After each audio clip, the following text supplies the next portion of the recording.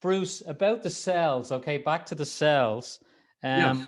What I wanted to ask was this, there's a quote in the book where it says that the cell is a translator of perception. So I'm perceiving my reality, and then the cell is reacting to my perception and translating that into good health or not good health, depending on how that all works out. How can we as humans make the most positive impact on ourselves? What can we do? The most important thing is we have to get out of the fear that is being propagated. There's fears of every different kind. There are fears that are in your local family. There are fears in your community. There are fears in the global world. Fear by its nature is a stress. Stress by its nature releases stress hormones, which shut down the immune system, shut down the growth of the body to conserve energy, to run away from that proverbial tiger. And I go, so you want to change things?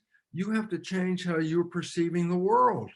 You have to stop in some cases and say, wait a minute, by listening to this, am I going to make any difference? Is it going to make any difference if I hear this? Am I going to make a difference in the world? No, they're just telling me stuff on the TV and I got to watch this and I got to go, oh, I can't do anything about this. I go, if you can't do anything about it, then why are you watching it? Because the simple reason is all it's going to do is scare you.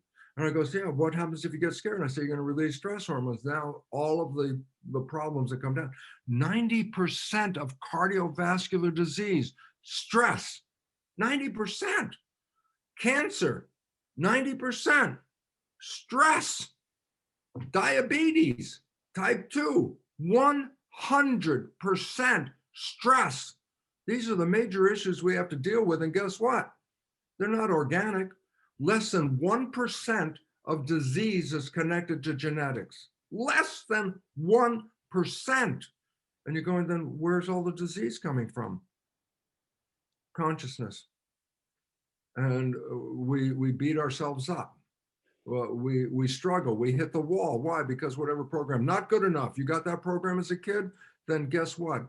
95% of the day, like Bill, invisibly, your behavior will generate a response that is not good enough. And you won't see it. You won't see that you participated. All you see is, oh my God, I wasn't good enough.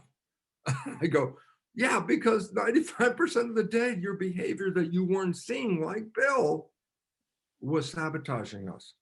And so the issue is we keep looking at the breakdown of the human system and blame it on the physical character of the cells, the genes, and all that. And I go, the massive breakdown of the human system is coming from consciousness. Genetics, 1%, less than 1%. And I say, so why is it relevant? I can't change my genes, but I sure as heck can change my consciousness. And if I change my consciousness, I say, yeah, well, what do you want to change? Then I say, look at your life. Wherever there's struggle and you're having to work real hard to manifest something, the question is, why are you working so hard? And then inevitably the answer comes back down to the fact that your program didn't support that conclusion and you're trying to override something that's operating 95% of the day invisible to you that you are generating. And you're looking at this life going, this is not what I want. And then you're going to try and take 5% and change it. And I go, mathematically, that's a tough thing to do. But you can do it, but there are better ways.